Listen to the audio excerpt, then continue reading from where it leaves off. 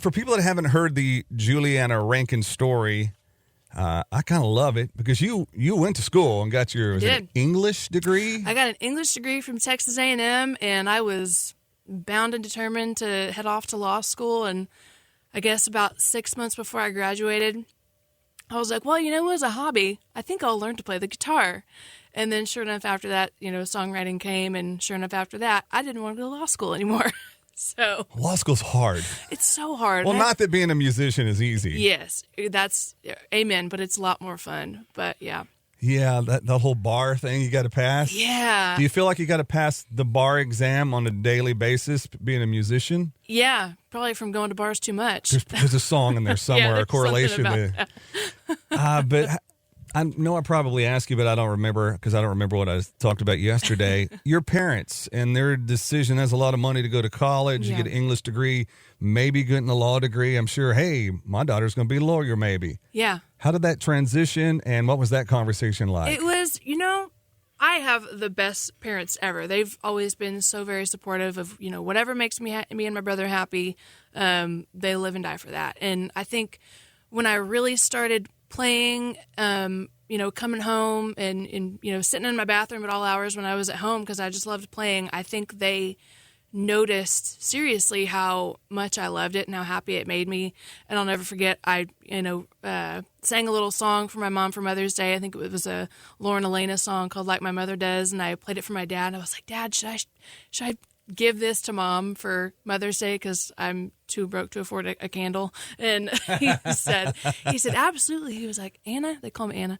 And he said, maybe you should do something with that. He was like, if you really like it, why not? And that was prior to the whole giving up on the law school side of things. So I think they just knew that I, wanted to do something else, and they felt it too. So I'm lucky. Have you talked to Stelly at all?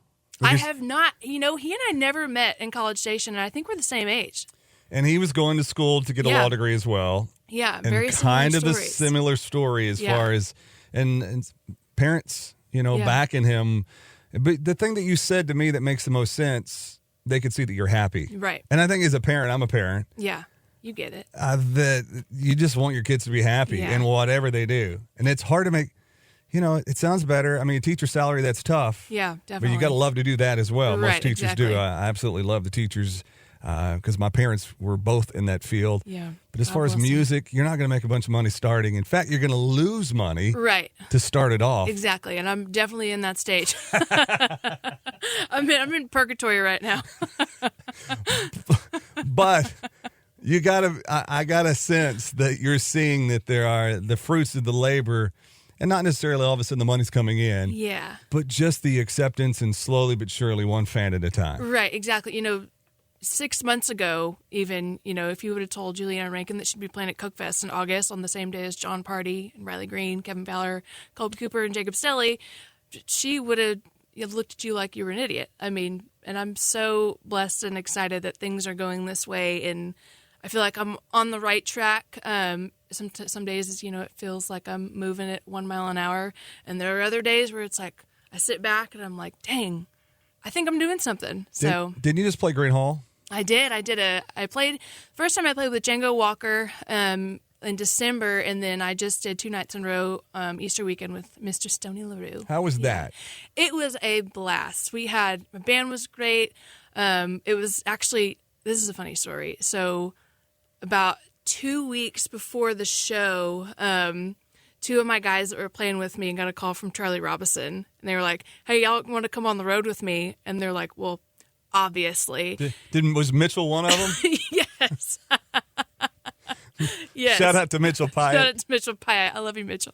But yeah, and I obviously respected that decision because that's an incredible opportunity.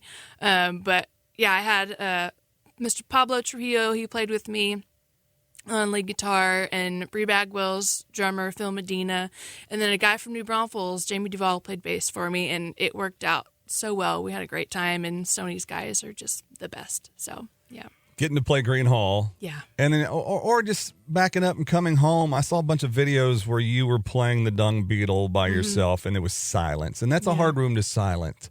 That's cool.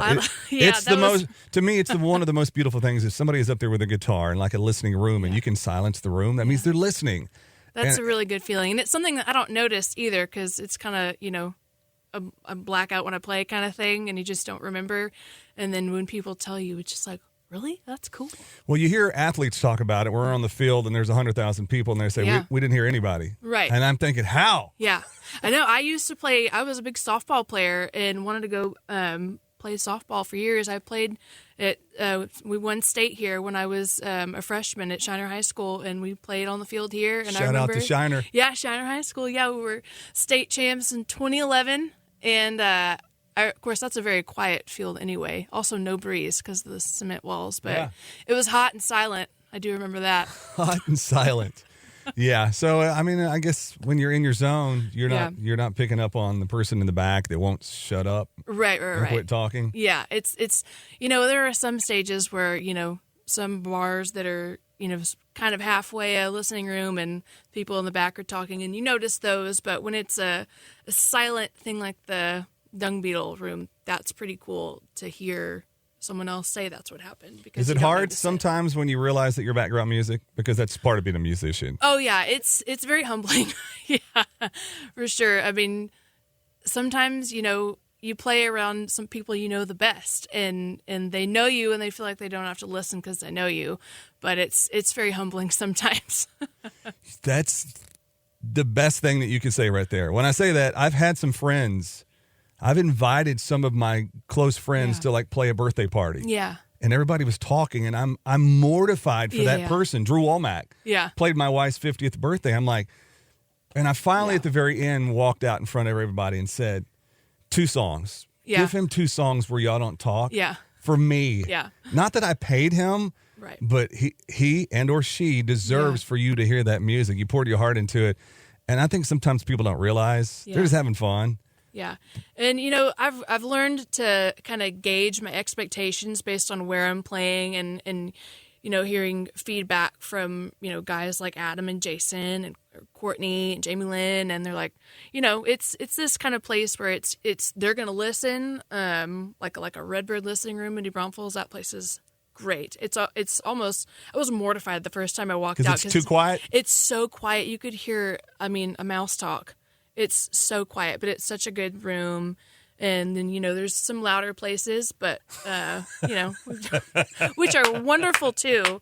I'm grateful for all of them. They pay well. They pay well, Whatever pays.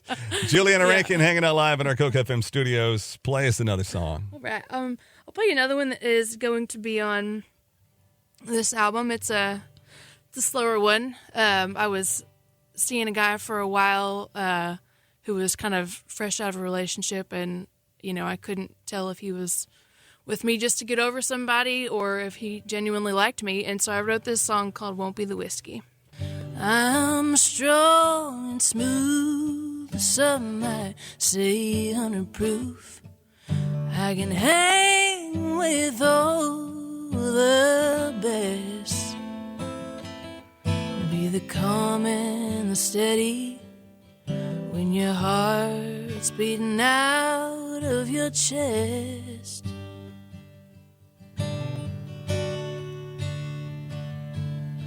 You can drink me in at the end of a long, hard day.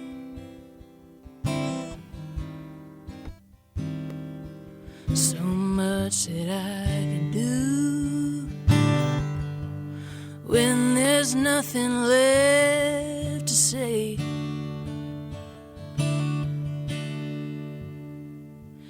But don't reach for me at the top of the shelf when you can't put it past yourself. I could be what you need to ease all your pain, but I won't be the whiskey to wash her memory away.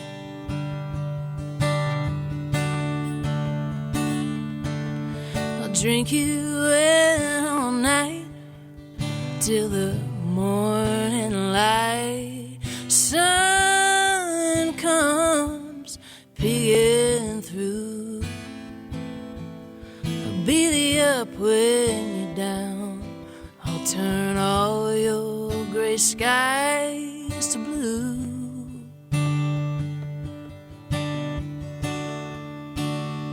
I'll be the faith you can't afford to lose.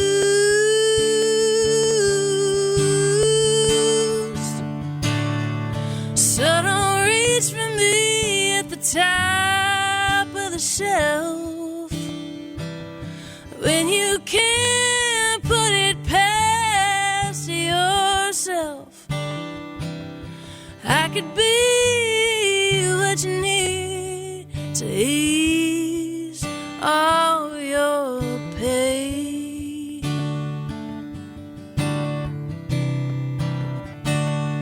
So don't reach for me at the top of the shelf, 'cause I won't be the whiskey to wash her memory